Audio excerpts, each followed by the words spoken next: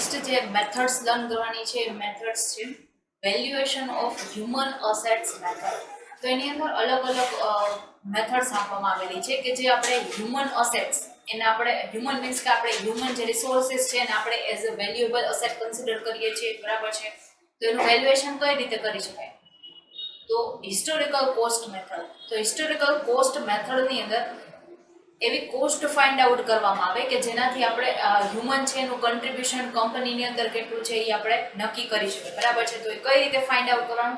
તો કે actual cost કેટલી થાય છે કે જેની અંદર ટ્રેનિંગ છે, એનું ડેવલપમેન્ટ માટે, સિલેક્શન માટે, રિક્રુટમેન્ટ માટે, આ બધા જ જે કોસ્ટ થયો એને ટોટલ કોસ્ટ કરી અને કન્સિડર કરવામાં આવે કે હ્યુમન અસેટ છે એને રિક્રુટ કરવા માટે અથવા તો એને મેન્ટેન કરવા માટે કેટલી કોસ્ટ થાય છે, બરાબર છે. તો હ્યુમન અસેટની કોસ્ટ મેથડ છે કે હિસ્ટોરિકલ કોસ્ટ થ્રુ આપણે ફાઇન્ડ આઉટ કરી શકીશું.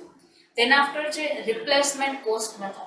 રિપ્લેસમેન્ટ કોસ્ટ મેથડ મીન્સ કે ન્યૂ જે પર્સન્સ છે એને તમે રિક્રુટ કરો તો એની કોસ્ટ કેટલી છે અને ઓલ્ડ વનને જો તમે રાખો છો અને એને મેન્ટેન કરી રાખો છો, બરાબર છે, તો એની કોસ્ટ તમને કેટલી થાય છે, બરાબર છે. તો એ બે વચ્ચેનો જે ડિફરન્સ છે, બરાબર છે, એ જોવાનું કે આપણે ન્યૂને અપોઇન્ટ કરીએ તો આપણને વધારે બેનિફિટ થાય છે કે ઓલ્ડને મેન્ટેન કરીએ તો થાય છે. તો એ રિપ્લેસમેન્ટ કોસ્ટ છે, બરાબર છે.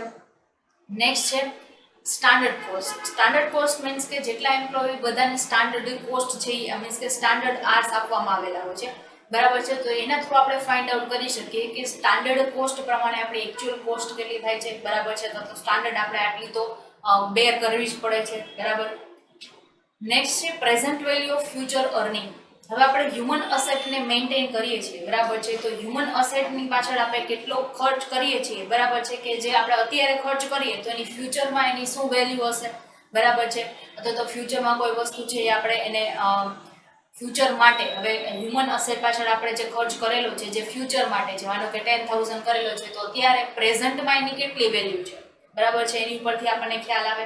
તો એ present value of future earning છે કે આપણે અત્યારે એની ઉપર જે ઇન્વેસ્ટમેન્ટ કર્યું છે, બરાબર છે, તો એમાં આપણે એ પ્રેઝન્ટ વેલ્યુનું આપણે ફ્યુચરમાં આટલી અર્નિંગ થશે due to the human resource management. Next છે એક્સપેક્ટેડ રિયલાઇઝેશન વેલ્યુ. આપણે અત્યારે જે હ્યુમન જે છે એની પાછળ આપણે જેટલો ખર્ચ કરેલો છે, બરાબર છે, તો હ્યુમન રિસોર્સ છે એની અંદર જે કોસ્ટ જે કન્સિડર થાય છે, બરાબર છે, એ કોસ્ટ છે, બરાબર છે, તો એનું આપણે એક્સપેક્ટેડ રિયલાઇઝેશન કરીએ કે ફ્યુચરની અંદર આપણને એની કેટલી કોસ્ટ મળશે, બરાબર છે, એની પાછળ જેટલો ખર્ચ કરેલો છે અથવા તો એને મેન્ટેન કરવા માટે જે ખર્ચ કરેલો છે, તો એ આપણને માર્કેટ વેલ્યુ થ્રુ આપણને ખ્યાલ આવી જાય કે જે કોસ્ટ છે એનું આપણને કેટલું રિયલાઇઝેશન મળી શકે, બરાબર છે. તો એ એક્સપેક્ટેડ રિયલાઇઝેશન વેલ્યુ કેટલી છે એ રિયલાઇઝેશન થ્રુ આપણને ખ્યાલ આવશે. તો અલગ અલગ મેથડ્સ આપવામાં આવેલી છે કે જેનાથી આપણે હ્યુમન અસેટ્સ છે એનું વેલ્યુએશન કરી શકીએ. નેક્સ્ટ છે advantages of the human resource accounting. તો આ જે અકાઉન્ટિંગ આપણે અલગ અલગ મેથડથી કરીએ છીએ, બરાબર છે, તો એના એડવાન્ટેજીસ શું છે?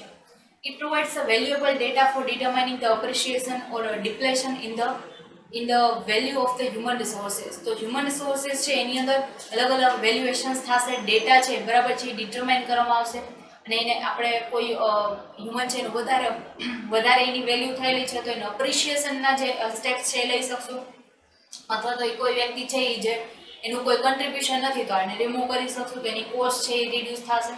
It provides the cost benefit analysis for making the managerial decision on the acquisition, development, retention and utilization of the human resource.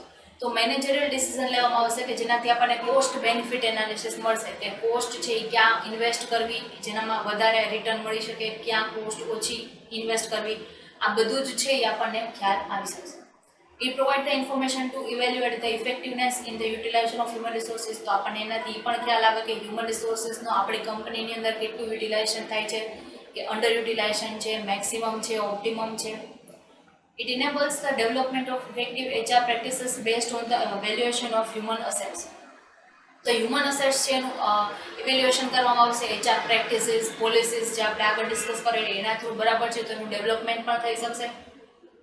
It also provides the data for devising the suitable promotion policy and good work environment for the people in the organization. તો good work environment આપણે work environment કઈ રીતે એને provide કરવાનું કે જે best suitable for the employees હોય, અથવા તો સુટેબલ પ્રમોશન પોલિસી કે જેનાથી એમ્પ્લોયને મોટિવેશન મળે. તો આ બધા જ એડવાન્ટેજીસ છે due to the human resource accounting. એના અમુક ડિસએડવાન્ટેજીસ પણ છે કે જે આપણે લર્ન કરવાના છે. There is no standard practices for accounting of human resources. તો એના માટે કોઈ સ્ટાન્ડર્ડ પ્રેક્ટિસીસ નથી કે આપણે આ કરવું જ પડે, બરાબર છે. Trade union May oppose this system. તો ટ્રેડ યુનિયન્સ છે ઘણીવાર આ સિસ્ટમને ઓપોઝિટ છે, કારણ કે આની અંદર છે તમારે ખ્યાલ આવી છે કે હ્યુમનનું કેટલું યુટિલાઇઝેશન થાય છે. તો કંપની ઓલવેઝ એવું વોન્ટ કરતી હોય કે જે આપણી પાસે જેટલા હ્યુમન છે એનું મેક્સિમમ યુટિલાઇઝેશન થાય.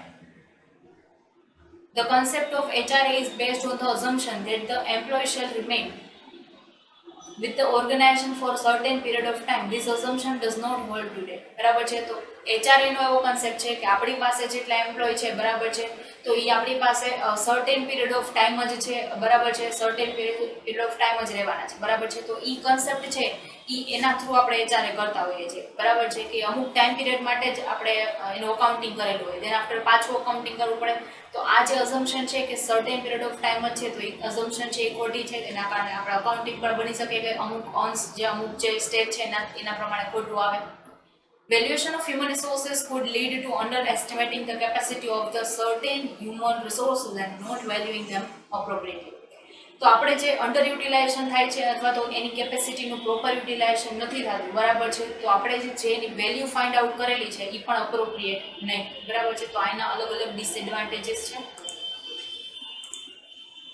નેક્સ્ટ છે ટોપિક છે changing environment and the HRM. તો આપણે એન્વાયરમેન્ટ અને HRMનું જે ચેન્જ છે એને કઈ રીતે જોઈ શકીએ અથવા તો એના પ્રમાણે આપણે હ્યુમનને કઈ રીતે એડજસ્ટ કરી શકીએ. તો પહેલાં તો આપણે એનું ઇન્ટ્રોડક્શન મીન્સ કે બેઝિક જે થિંગ્સ છે એ જોવાની છે.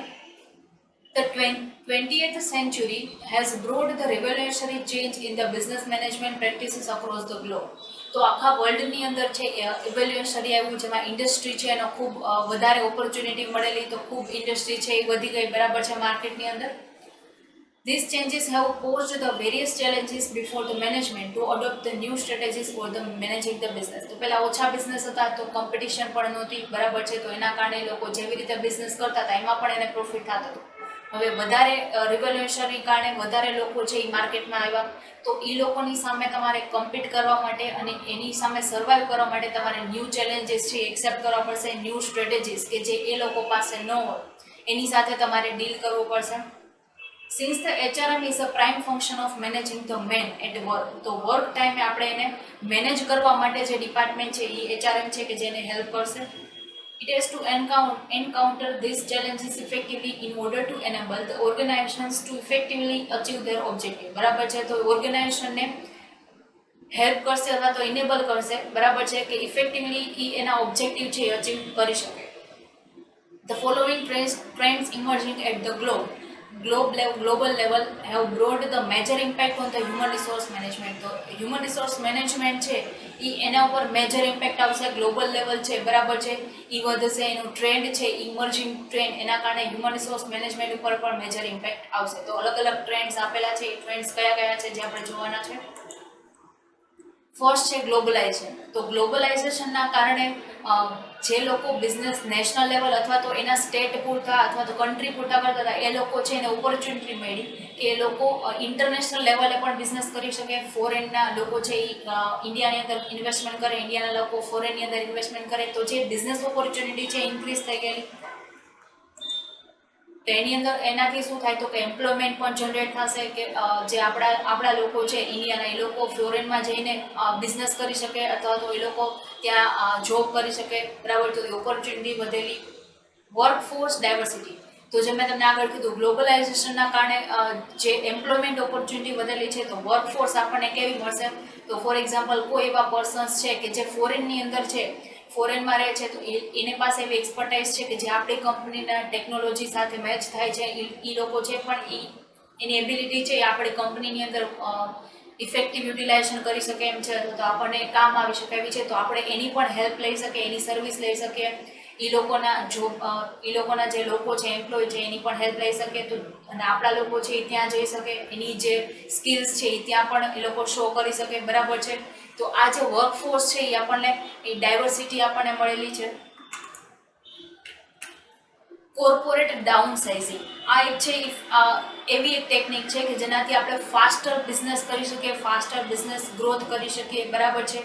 એક બિઝનેસ રીઓર્ગેનાઇઝિંગ અથવા તો આપણે રિસ્ટ્રક્ચર કરી શકીએ, બરાબર. બિઝનેસ છે તો એની અંદર આપણે અલગ અલગ સ્કીમ્સ છે એ આવેલી હોય છે, બરાબર છે. જેમ કે કોર્પોરેટ લેવલની અંદર વોલન્ટરી રિટાયરમેન્ટ સિસ્ટમ છે, અથવા તો બીજી એવી કોઈ સિસ્ટમ છે કે જે એમ્પ્લોયને બેનિફિટ થઈ શકે, બરાબર છે. તો એવી બધી જે છે એ કોર્પોરેટ ડાઉનસાઇઝિંગની અંદર આવશે, કે જેની અંદર નવા ચેલેન્જીસ આવશે, કે આપણા જે ગ્લોબલ લેવલ સુધી આ જે રેગ્યુલેશન કા ઇન્ડસ્ટ્રી વધી તો, બરાબર છે. તો એ અલગ અલગ લોકોને ચેલેન્જીસ આવ્યા તો લોકો શું કરે, તો એ ચેલેન્જીસ છે એ ચેલેન્જીસને એક્સેપ્ટ કરી અને HR મેનેજર અને એની સાથે સાથે એના એમ્પ્લોય છે, બરાબર, બે વચ્ચેનો રિલેશન છે એ એસ્ટાબ્લિશ કરશે, એનો ટ્રસ્ટ છે એ વધારવાની કોશિશ કરશે, બરાબર છે. અને એને જે કમિટમેન્ટ કરેલું છે એ કમિટમેન્ટ મેન્ટેન કરવા માટે ઇફિશિયન્ટ યુટિલાઇઝેશન થશે તો ફંડ મળશે, તો આપણે એ કમિટમેન્ટ પૂરા કરી શકશું. લો મોરલ છે, લો કમિટમેન્ટ છે, બરાબર છે. તો એ જે છે એ વસ્તુ ટેકલ થઈ શકશે, આપણે એના મોટિવેશન અને મોરલ ઇન્ક્રીઝ કરી શકશું. ટેકનોલોજીકલ એડવાન્સીસ તો ઓબ્વિયસ છે કે આપણા જે આ ગ્લોબલાઇઝેશન થયું એના કારણે આપણે ફોરેનની અંદર બિઝનેસ કરી શકીએ, તો ફોરેનની ટેકનોલોજી છે એ ઇન્ડિયાની અંદર આવશે, બરાબર છે. તો ટેકનોલોજીકલ એડવાન્સીસ થશે, અથવા તો આપણે નવા રિસર્ચ થશે તો લોકો ટેકનોલોજીની અંદર એડવાન્સમેન્ટ આવશે. તો લોકો હવે જે ઓલ્ડ અપ્રોચથી જે પ્રોડક્શન કરતા હતા, હવે લોકો ન્યૂ અપ્રોચ છે એના માટે એડજસ્ટ કરી, અથવા તો એના માટે એ લોકો રેડી થઈ અને ટેકનોલોજીકલ એડવાન્સમેન્ટ કરશે. તો HR મેનેજરને એ પણ જોવું પડશે કે ન્યૂ ટેકનોલોજી પ્રમાણે આપણે આપણા એમ્પ્લોઈઝને કઈ રીતે એડજસ્ટ કરવા, ટ્રેનિંગ આપવાની, ડેવલપમેન્ટ, બરાબર છે. તો એ એની અલગ મેથડ છે. કલ્ચરલ એન્વાયરમેન્ટ તો ફોરેનની અંદર બિઝનેસ સ્ટાર્ટ થયા છે, બરાબર છે. આપણા ઇન્ડિયન લોકો ત્યાં કરે છે, એના લોકો અહીંયા ઇન્વેસ્ટમેન્ટ કરે છે. તો કલ્ચરલ જે એન્વાયરમેન્ટ છે એનું કલ્ચર છે એ આપણા ઇન્ડિયાની અંદર આવશે, ઇન્ડિયાનું કલ્ચર ત્યાં જશે, બરાબર છે. તો આ કલ્ચર આપણને ડિફરન્ટ કલ્ચર મળશે, બરાબર છે. જેમ કે ફેશનની અંદર ચેન્જ આવે, અથવા તો એની ગવર્મેન્ટ રૂલ્સ છે એ અમુક એવા છે કે જે આપણા ઇન્ડિયા માટે પણ બેનિફિટ છે, તો એના રૂલ્સ છે અહીંયા ઇમ્પ્લિમેન્ટ કરવામાં આવે. એની કોઈ એવી પોલિસીસ છે કે જે આપણા માટે પણ સુટેબલ છે, તો એ પણ અહીંયા ઇમ્પ્લિમેન્ટ કરવામાં આવે. તો અલગ અલગ કલ્ચરલ એન્વાયરમેન્ટ છે. નેક્સ્ટ છે ચેન્જિંગ સ્કિલ રિક્વાયરમેન્ટ. તો એડવાન્સમેન્ટ થશે ટેકનોલોજીનું, તો નવી સ્કિલ્સની રિક્વાયરમેન્ટ થશે, તો એ સ્કિલ રિક્વાયરમેન્ટ છે એ આપણને ટ્રેનિંગ થ્રુ મળી શકશે. તો એમ્પ્લોયને એટલા ટ્રેન કરવાના કે જેનાથી એ લોકો છે એ વધારે સ્કિલ્સથી વર્ક કરી શકે, એનો પણ પર્સનલ ગ્રોથ થાય, એની સાથે સાથે કંપનીનો પણ ગ્રોથ થાય. તો આ જે ચેન્જિંગ સ્કિલ રિક્વાયરમેન્ટ છે એ પણ HR મેનેજર મેનેજ કરશે, બરાબર છે. કે આ જે ચેલેન્જીસ અને ઇમર્જિંગ ચેલેન્જીસ આવેલા છે ડ્યુ ટુ ગ્લોબલાઇઝેશન, બરાબર છે. તો એ પણ એની રિક્વાયરમેન્ટ છે એ પૂરી કરશે ટ્રેનિંગ અને ડેવલપમેન્ટ થ્રુ. ને લાસ્ટ છે ચેન્જિંગ ધ એમ્પ્લોય એક્સપેક્ટેશન્સ. તો એમ્પ્લોયની એક્સપેક્ટેશન્સ છે એ પણ એ લોકો ચેન્જ કરશે, બરાબર છે. કે એમ્પ્લોય છે એને પહેલાંની એક્સપેક્ટેશન્સ હતા, એનું પહેલાંનું વર્ક છે ઓછું હતું, એટલે એને સેલરી પણ ઓછી મળતી હતી. હવે દેન આફ્ટર એનું વર્ક વધી ગયું, એની પાસે સ્કિલ્સ વધારે આવી ગઈ, તો હવે શું કરે, તો એની એક્સપેક્ટેશન્સ વધી જશે.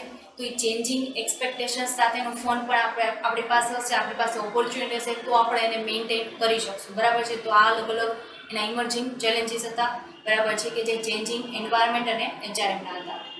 આપણું આ ચેપ્ટર છે અહીંયા પૂરું થાય છે. Thank you.